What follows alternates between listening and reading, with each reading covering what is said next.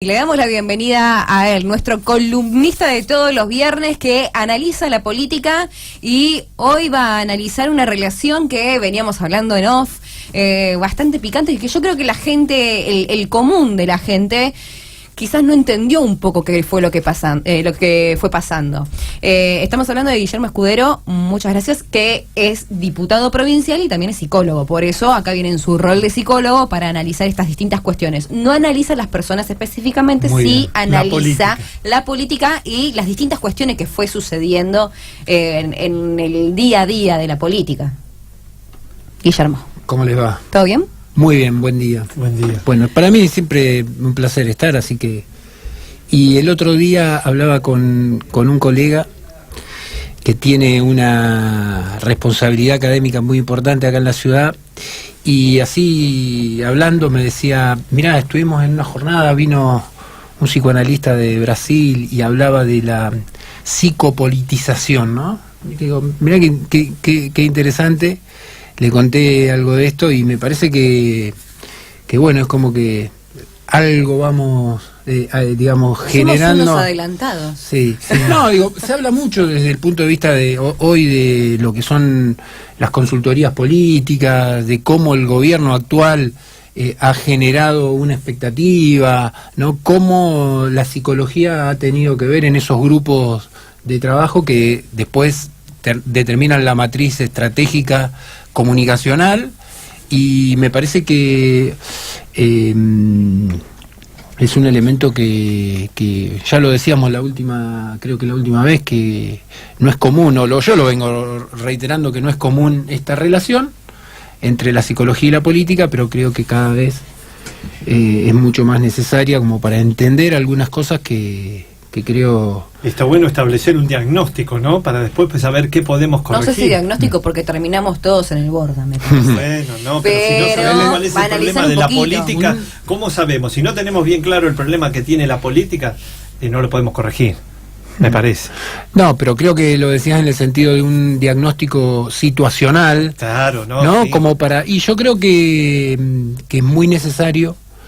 En este momento hay mucha incertidumbre en la gente, hay mucha angustia, hay muchos elementos subjetivos de tristeza, pero fundamentalmente de angustia. La angustia que se explica por la preocupación, por el temor a cuando llega fin de mes y están viniendo las facturas de los servicios, toda esta incertidumbre que se generó en estos últimos días con respecto a la economía.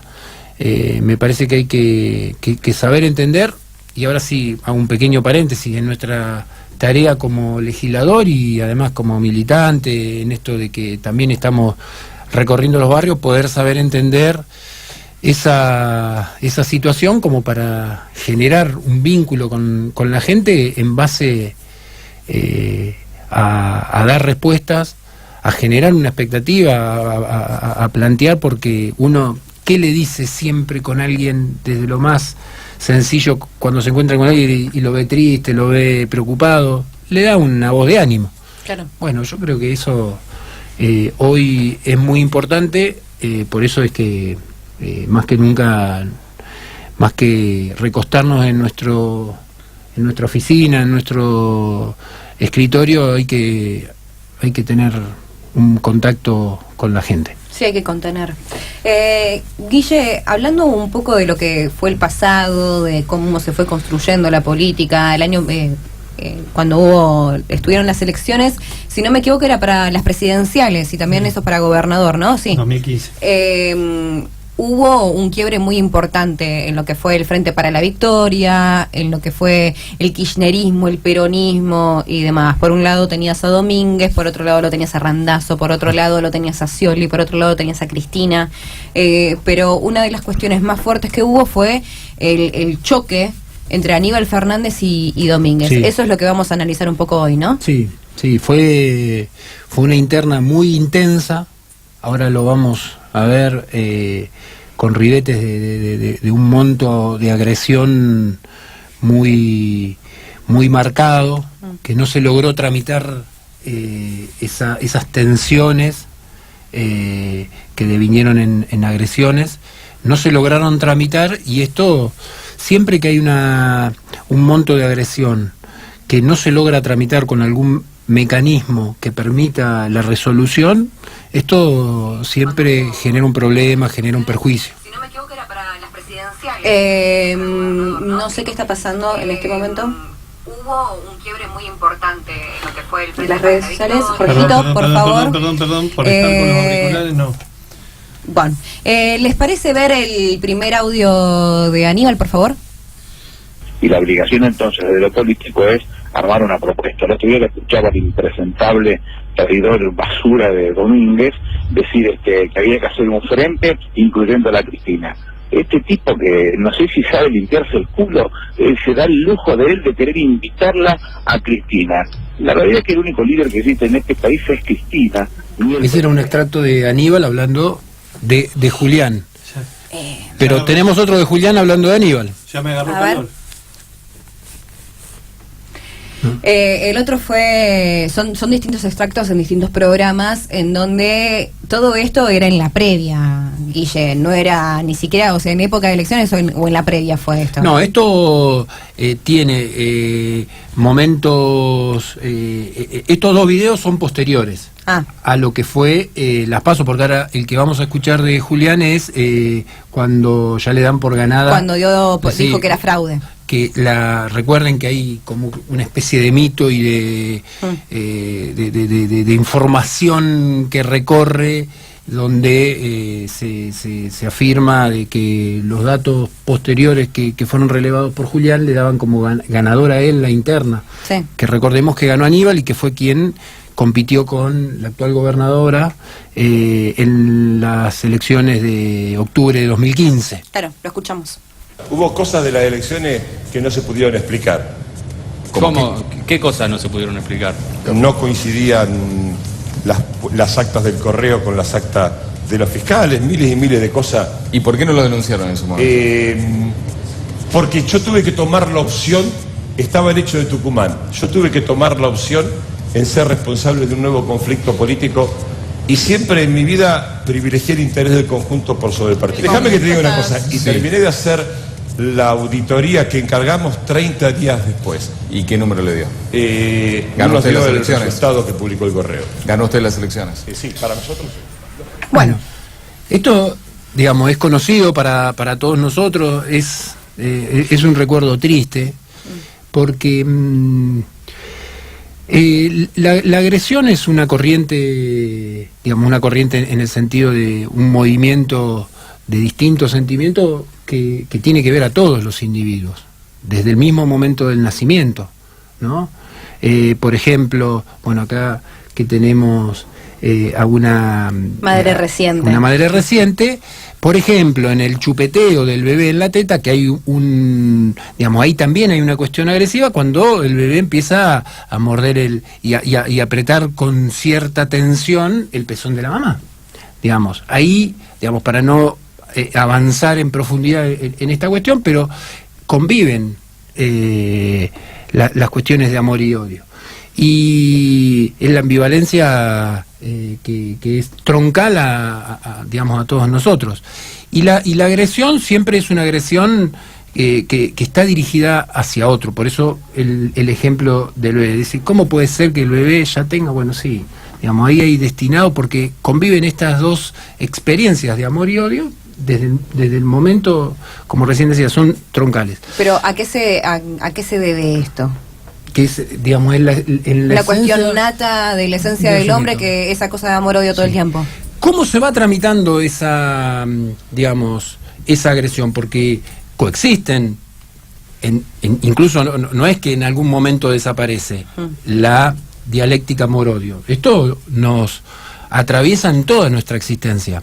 Ahora, la agresión ya es ese sentimiento puesto en un objeto exterior, ¿no? La agresión tiene como elemento central un objeto del mundo externo. Después hay algunas experiencias y algunas situaciones donde esa agresión puede estar dirigida hacia uno mismo, ¿no? Pero acá lo que nos importa hablar es de la agresión cuando está situada en un objeto exterior. los que son padres de 2 o más chicos, esto lo ven claramente como se da en la relación entre hermanos. Es una cuestión estructural de nuestra existencia. Ahora, ¿quién hace el trabajo para que esa agresión sea sofocada, sea sublimada? Los padres. Los padres. ¿Qué función cumplen los padres en la educación y en la crianza de esos chicos? Es el traspaso que los padres hacen de esos bebés que van naciendo y que van cubriendo necesidades y donde se van manifestando en esta ambivalencia para poder ingresar en la cultura. Ingresar en la cultura implica ese recorrido que los padres logran con normas, con cuidados, ¿no? El típico caso es cuando el chico va y pone los dedos en el enchufe, entonces ahí hay un elemento de enseñanza. O sea, esto también lo planteo como ejemplo, como para entender que esa agresión va siendo tramitada proporcionalmente con el ingreso a la cultura. El ingreso a la cultura, que después, obviamente, de la figura de los padres, la otra figura importante es la institución escolar, ¿no? Todos recordamos cuando nos dicen que la maestra es la segunda madre, claro, ¿no? Bueno, esto de la segunda madre tiene que ver en parte con esto, no es una frase hecha, sino hecha, tiene una frase que tiene todo un sentido muy importante. Entonces, ese trabajo de cultura, ¿no?, nos permite a nosotros, o nos tiene que ir permitiendo a nosotros, y lo que va logrando es que esa agresión sea canalizada por distintas cuestiones. Obviamente que esto no se logra siempre, ¿no? Porque hay una carta casi cuando va transcurriendo la Primera Guerra Mundial, que Einstein le envía a Freud y le pregunta el porqué de las guerras. Las guerras es, digamos, el ejemplo más violento, más traumático de lo que es cuando esta agresión no se logra tramitar, ¿no?, y que deviene en una situación de confrontación bélica entre distintos países. Bueno, Freud le responde a Einstein desde el psicoanálisis, desde su teoría, por qué se da esto. Entonces, con lo cual no se logra siempre.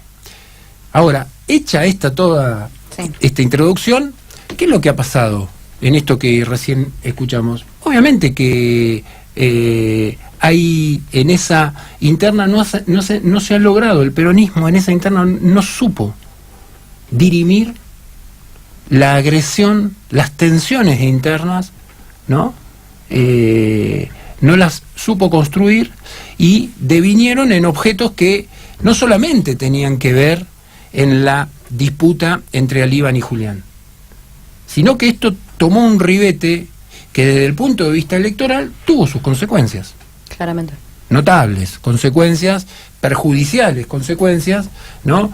Digo, esto es como una explicación a partir de un ejemplo que es muy evidente. Con esto no digo que la responsabilidad recaiga en ellos. Hubo una serie de cuestiones, pero lo que claramente no se pudo subsanar, no se pudo tramitar, el término correcto es tramitar, de una manera que esas tensiones le permitan al peronismo en ese momento una construcción, o le permitan a los hermanos que se pelean por alguna cuestión resolver esas diferencias y no perder el sentido de hermandad, claro, no perder esa pertenencia, digamos. Y ahí siempre funciona un otro, un padre, la madre, la maestra, que va ordenando eso.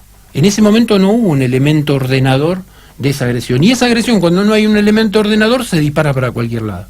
¿Y cómo se disparó? Bueno, con lo que vimos, que es chocante, ¿no?, cuando lo escuchamos, pero fundamentalmente, y desde el punto de vista electoral, con una herida que no se pudo resolver y que, entre otros aspectos que sucedieron, determinó que el macrismo, que el PRO, que Cambiemos, haya ganado las elecciones.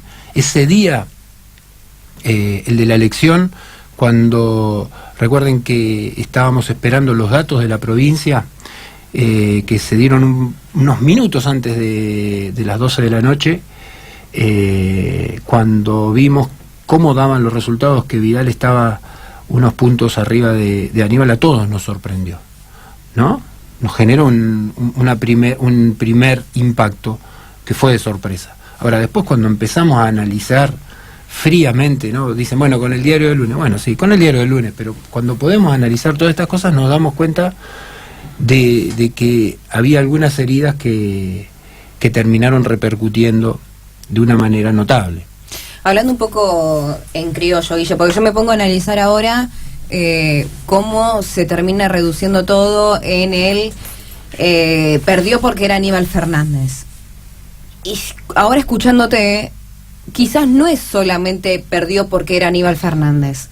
Si vos te pones a ver estas cuestiones, era Aníbal Fernández Domínguez. O sea, si ellos en su casa, hablando en estos términos, no se ponían de acuerdo, lo que ellos le comunicaban a todo el resto es que se estaban matando y que era algo caótico. Entonces vos lo que transmitís es eso, no transmitís seguridad y demás. Y después fue también lo que se terminó reflejando. Está bien que para mí Aníbal Fernández, pero esto es mi punto de vista y no tiene que ver con el análisis, no era la persona más apta. Pero después eso terminó pasando lo que pasó en las elecciones, e inclusive en las últimas elecciones que pasaron no tuvimos a Randazzo también por otro lado. Entonces yo creo que inclusive eso terminó derivando a la creación de Unidad Ciudadana, porque Randazzo se fue al PJ y en base a eso Cristina por eso hizo Unidad Ciudadana. Entonces, ¿cómo conllevó algo? Te lo llevo bien a términos no más actuales y yéndonos un poquito de esto, pero cómo una cosa fue llevando a la otra, a la otra, a la otra, y hoy por hoy nos tiene en este punto actual. Hay diferencias entre el proceso, digamos, esto reiteremos, ¿no? A grandes rasgos. Sí, no, pero estamos analizando los procesos subjetivos de construcción de un espacio político y cómo cuestiones que tienen que ver con los sentimientos más profundos de cada uno de nosotros y cómo esto incide determinando para un lado o para otro. Claro. Hay diferencias entre el proceso de 2015 y el proceso de 2017. Sí, claro. En el caso de 2015 era más bien un espacio donde confluían de manera, digamos, de manera organizada, aunque fue desorganizado, en un mismo lugar. Claro. En un mismo habitáculo, para que se entienda. En el caso de 2017, que pareciera ser que tuvo un nivel de organización mayor, pero ya ahí había como una cosa que estaba separada. Sí, digamos, no era en un mismo lugar. Ahí Unidad Ciudadana se presentó con sus candidatos, yo fui uno de ellos, y el PJ se presentó con su candidato, que fue Florencio Randazzo. En ese momento también, ya que traemos a colación a Randazzo, todos tenemos en nuestro recuerdo que tal vez Randazzo hubiese sido la figura que hubiese podido, pero también esto lo decimos ahora, en ese momento, digamos, pero que Florencio Randazzo hubiese sido la figura que sintetizara de un momento, que pudiera tramitar esas tensiones, ¿no?, que no se pudieron resolver con la interna. Entonces, acá la cuestión, y creo que esto a todos nosotros nos sirve de enseñanza y nos tiene que servir de enseñanza hacia adelante, en un momento en donde estamos viviendo, hablábamos recién, ¿no?, de la incertidumbre, de la angustia que hoy hay en todo el pueblo, ¿no?, o en la mayoría del pueblo, independientemente de si votaron a uno o votaron a otro, ¿no? A veces es como que hablar a nosotros, ¿no?, que estamos en la política, hablar con un vecino, con un familiar, con un amigo sobre lo que está pasando, está como atravesado a decir, bueno, a ver, pará, vos de qué partido sos, o vos, digamos, y acá lo claro es que hay incertidumbre, que la sociedad está mal, listo, que hay preocupación y que hay un malestar. Sí, tal cual. Entonces, ahora sí, nosotros como espacio político, como dirigentes políticos que estamos pensando en cómo organizarnos, esto claramente nos tiene que servir de experiencia, porque si nosotros no logramos dirimir esas tensiones que son necesarias, o sea, las tensiones son necesarias para que se produzca una evolución. No es que sin tensión estamos mejor. El tema es cómo hacemos para resolver y tramitar esas tensiones. Claro. Y nosotros, en ese sentido, tenemos que encontrar un modo de que esas tensiones no permitan la construcción y no la destrucción. ¿Faltó conducción en ese momento? Porque hablando, digamos, en términos de peronismo, ¿faltó el papá o la mamá, sí, en este caso, que diga, chicos, acá júntense? Sé que es medio complicado para vos también decir eso, pero analizándolo un poco, es para mí, poniéndome en mi rol de madre, me imagino con un segundo hijo, con una nena y un nene que se pelean y demás, es chicos, siéntense, háblense las cosas, ¿viste? O al rincón, charlen y arreglemos esto, porque si no salimos perjudicados. No sabés que eso iba en el recorrido que vos hiciste, porque en la segunda parte me parece que lo hubo, estaba más ordenado, sea como sea que salió el resultado, ¿no? Hubo una madre que era Cristina, un padre que hubo Randazzo, armaron sus grupos, sus segmentos, estaba más organizado. Ahora, por esos usos y costumbres que tiene el peronismo, siempre le entregan la titularidad del partido al presidente. En aquel momento estaba Cristina. No pudo ella separar a los hermanos que se pelean como titular del partido y peronista, ¿o yo no? Vuelvo a lo que decía Rosario, que claramente lo explicó mucho mejor que lo que yo ahora lo puedo explicar, porque claramente, ¿no?, en el ejemplo de la función paterna o la función materna, sí, ambas funciones tienen un lugar ordenador en base a cómo esos hijos van resolviendo esas tensiones. Claro, son hermanos, no se maten, cuídense, vayan por lo mismo. Se los comen los de afuera. Siempre, esto lo decía el Martín Fierro, ¿no? Si los de adentro se pelean, se los devoran los de afuera. Exacto. Esto es así. Entonces ahí claramente que no hubo un padre o una madre que dijera, no muchachos, no chicos. Claro. Claro. Esto es un problema que si no lo resolvemos nos va a generar otro problema. Tenemos que resolver esto desde otro lugar. Ese elemento ordenador, ese elemento de poner sensatez, digamos, a una disputa, que vuelvo a decir, las disputas son necesarias porque son necesarias las tensiones para poder evolucionar y poder crecer. Ahora, si no hay un otro que ordene, ¿no? Pasa lo que pasa. Y siempre, volvíamos a lo que dijimos en algún momento, siempre es necesario la presencia de un otro para que ordene, ¿no? Lo decíamos con el ejemplo de qué nos pasa a nosotros como especie cuando una mamá trae al mundo a su hijo. La mamá es la que ordena, claro, ¿no? Evidentemente, y en la evolución de ese bebé va a llegar un momento en donde ya la presencia de la mamá como un elemento externo ordenador no es necesario, porque nos vamos constituyendo cada vez como seres con mayor responsabilidad, con mayor, digamos, mayor independencia, iba a decir dependencia, mayor autonomía. Pero evidentemente en esa elección de 2015 todavía estábamos en un momento en donde necesitábamos ese elemento ordenador que siempre tiene que estar, porque el padre en nosotros sigue estando. Te lo cierro de esta manera y decime sí o no, pero en ese momento faltaba destetarse y ahora ya están destetados. Esperemos que por como decía el general, en esta idea de primero la patria, después el movimiento y después los hombres, nosotros hayamos transitado hacia ese lugar, porque lo que está pasando en la Argentina es muy grave y nosotros tenemos como peronistas, esto ya va como diputado, como peronistas tenemos la responsabilidad, tenemos la decisión y tenemos las ganas de laburar para que la gente pueda estar mejor. Entonces nosotros tenemos que crecer en base a las cosas que nos pasaron, nos tenemos que hacer cargo de muchas cosas que no hemos hecho bien, y tenemos que evolucionar hacia poder interpretar también, como decía Perón, saber interpretar fielmente lo que la gente nos está pidiendo. Guille, gracias, es un placer como siempre. Muchas gracias a ustedes. Ahí estamos. ¿Cómo piensan?